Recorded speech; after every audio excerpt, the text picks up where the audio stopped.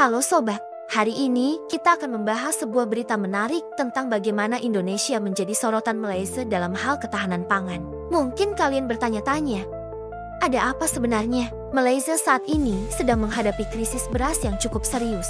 Harga beras lokal mereka melambung tinggi. Kita baru 2 minggu, sudah 2 tahun, tak selesai masalah ini, malu saya. Walaupun kita juga mengambil langkah mengimport tambahan lagi daripada Indonesia. Menteri sendiri pun putar belit.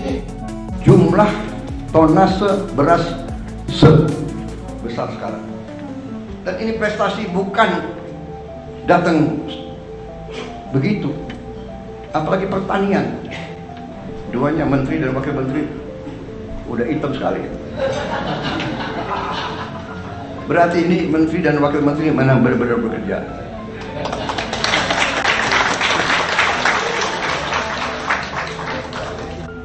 Saya terima tadi pagi, saya terima saudara Hun Sen dari Kamboja. Yang pertama disampaikan adalah kami perhatikan bahwa prestasi Indonesia luar biasa. Produksi berasnya sangat naik sampai berlimpah. Dan situasi ini membuat para anggota parlemen Malaysia mencari solusi. Dan tebak kemana mereka menoleh. Yap, ke Indonesia.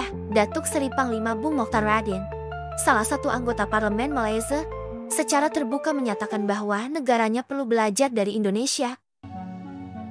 Menteri Pertanian Indonesia benar-benar membuat panas Pakcik Malaysia. Ia tak terima pernyataan sang menteri yang menyebut negaranya belajar dan mengimpor beras dari Indonesia. Padahal, sang menteri hanya menyampaikan fakta. Awalnya, Malaysia ingin impor beras dari Indonesia namun ditolak. Tapi karena rasa kasihan, Prabowo akhirnya mengizinkan. Kini, Malaysia bisa mengimpor beras dan belajar teknologi pertanian dari Indonesia.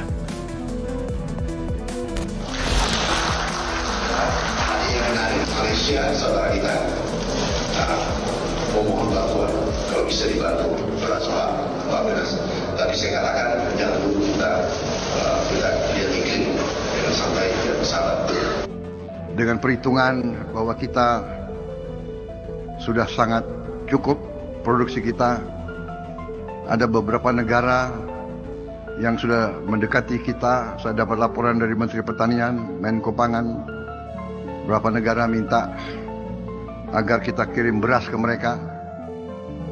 Saya izinkan dan saya perintahkan kirim beras ke mereka, dan kalau perlu atas dasar kemanusiaan.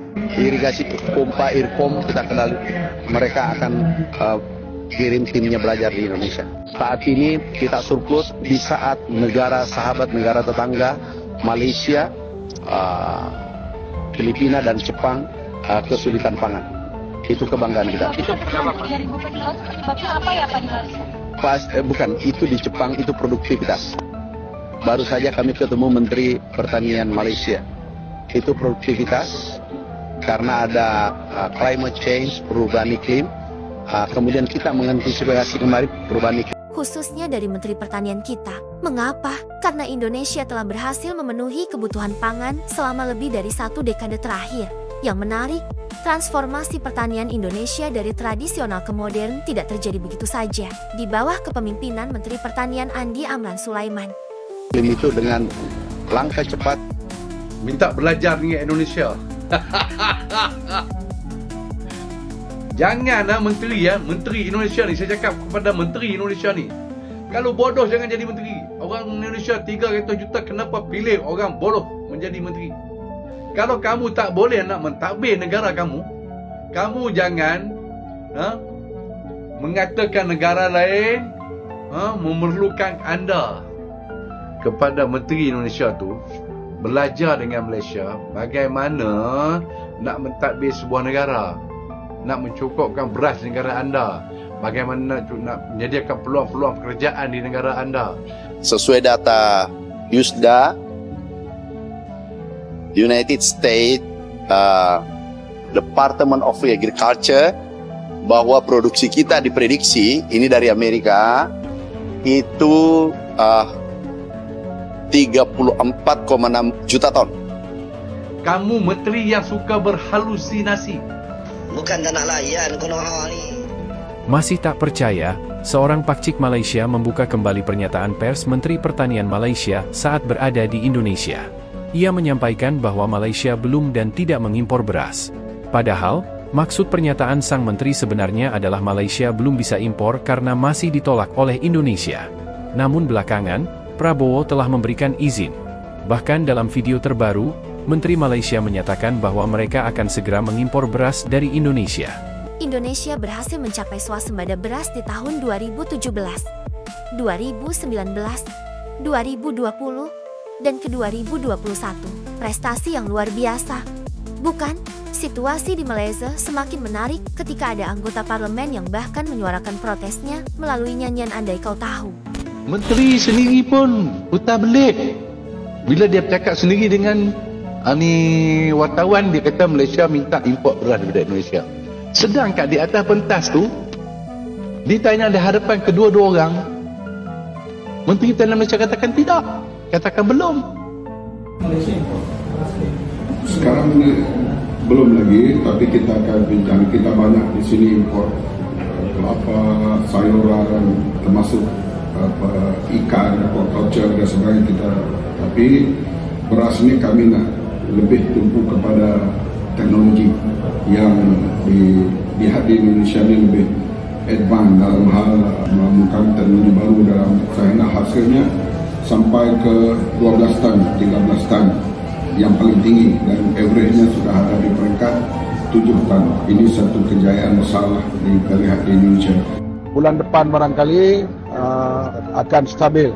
Walaupun kita juga mengambil langkah mengimport tambahan lagi daripada Sabah, Indonesia, Sabah dan Sarawak. Kita akan buat import tambahan. Ada persepsi rakyat, tolong jawab. Kalau ya, kata ya. Kalau tidak, kata tidak. Adakah beras import yang dijual di kedai itu, di pasar-pasar itu, sebenarnya sepenuhnya beras tempatan atau campuran, sebagian tempatan, sebagian import? Tolong jawab. Ini persepsi je. Benar atau tidak perkara ini? Jadi saya nak tanya, unit kawalan selia padi dan beras, anda telah diberi kuasa yang besar oleh Akta Kawalan Padi dan Beras 1994, Akta 522. Apa yang unit kawal selia ini lakukan? Kementerian Menteri, Timbalan Menteri tolong pantau ini. Kita jadi kerajaan, saya backbencher kerajaan, bukan baru 2 bulan, bukan baru 2 minggu, sudah 2 tahun tak selesai masalah ini. Malu saya. Belum pernah kita pemerintah menguasai, memiliki jumlah tonase beras sebesar sekarang.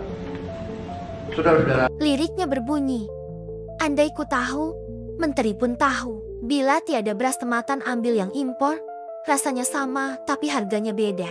Kunci kesuksesan Indonesia, mekanisasi pertanian. Mentan Amran selalu menekankan bahwa modernisasi adalah kunci untuk meningkatkan produksi. ini suatu prestasi. Dan ini prestasi bukan datang begitu. Apalagi pertanian. Pertanian itu yang saya katakan tadi, azimut kompas, salah kecil akibatnya buruk. Kita tidak memperhatikan cuaca, El Nino, kekeringan, La Nina. Kita tidak perhatikan krisis pangan. Tapi alhamdulillah pejabat-pejabat kita mengerti, mampu. Saya suka muji-muji, tidak, tapi saya ya namanya kepala sekolah, kalau ada ya kan, ada yang berprestasi saya harus kasih tahu prestasi, benar nggak? Jadi dalam hal ini saya lihat tim pangan, Menteri Pertanian dan timnya, Menko, semua fokus. Untung aja Menteri Pertanian ada di Jakarta. hari ini hadir. Biasanya saya cari nggak ada. Di mana? Kalimantan Barat di mana? Jambi di mana? Dan hal ini terbukti efektif, sampai-sampai Presiden Prabowo Subianto memberikan apresiasi khusus atas kinerja beliau dalam mengendalikan situasi pertanian di Indonesia.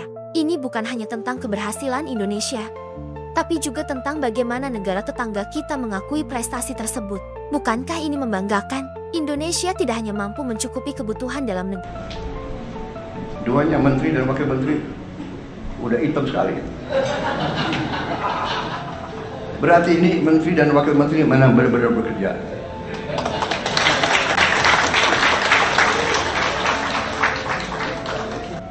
Saya terima tadi pagi, saya terima saudara Hun Sen dari Kamboja. Dia 38 tahun jadi Perdana Menteri. Sekarang dia naik jadi Presiden Senat. Ya. Dia datang, yang pertama dia bicara. Karena tadi yang jemput beliau adalah Menteri Dalam Negeri. Ya. Yang pertama disampaikan adalah kami perhatikan bahwa prestasi Indonesia luar biasa. Produksi berasnya sangat naik sampai berlimpah. Ini akan berpengaruh kepada kita. Karena biasanya Indonesia beli beras dari kita. Tapi tahun ini Kamboja harus cari pasar baru. Karena Indonesia tidak akan impor. Benar tadi Mendagri. Datang ketemu saya, itu lagi yang disampaikan. Selamat, sukses. Produksi saudara luar biasa. Kemudian kebijakan-kebijakan yang saudara ambil menjadi perhatian. Kita sih dinilai tidak dinilai, kita hanya kerja, kita tidak mau. Tapi juga menjadi contoh bagi negara lain. Nah, bagaimana menurut kalian tentang prestasi Indonesia ini? Apakah kalian juga merasa bangga? Jangan lupa tinggalkan komentar di bawah dan bagikan video ini ke teman-teman kalian. Tekan tombol subscribe untuk mendapatkan informasi menarik lainnya. Sampai jumpa di video berikutnya. Tapi alhamdulillah, iya kan? Stok beras tertinggi selama 57 tahun seumur saya. Jadi saya lahir, Bulog lahir selama 57 tahun. Nah kita lihat ya, aku minggir dikit boleh ya. Ini kita bisa lihat angka berdiri Bulog 69 menurut informasi saya terima. Tapi yang terpenting datanya sejak 69 sampai hari ini 2025 itu tertinggi dalam sejarah 3,5 juta ton. Ini angka yang pernah kita temukan tahun 84, di mana Bapak Presiden mendapatkan penghargaan dari FAO swasembada pangan. Stok pada saat itu adalah 3 juta ton dengan revolusi hijau. Kemudian 97 ini asumsi sementara saya belum cek datanya tadi. Angka ini karena impor karena terjadi gejolak dalam negeri. Masih ingat 97-98? Oke, ini kita abaikan gitu, waktu pergantian pemerintahan. Tetapi yang kita bahas adalah 84 Bapak Presiden tanggal 10 November kalau tidak salah 84 mendapatkan penghargaan dari FAO. Kemudian harus diingat penduduk saat itu kalau tidak salah coba dicek 100 juta lebih. Hari ini 280 juta. Jadi kita mempunyai stok tertinggi selama 57 tahun dan penduduknya hampir kurang lebih 2 kali lipat. Nah, itu poin penting yang kami harus sampaikan. Begitulah sebagian warga Malaysia yang masih mengira Indonesia tertinggal, padahal kenyataannya, prestasi pertanian Indonesia di bawah Menteri Amran justru sangat membanggakan.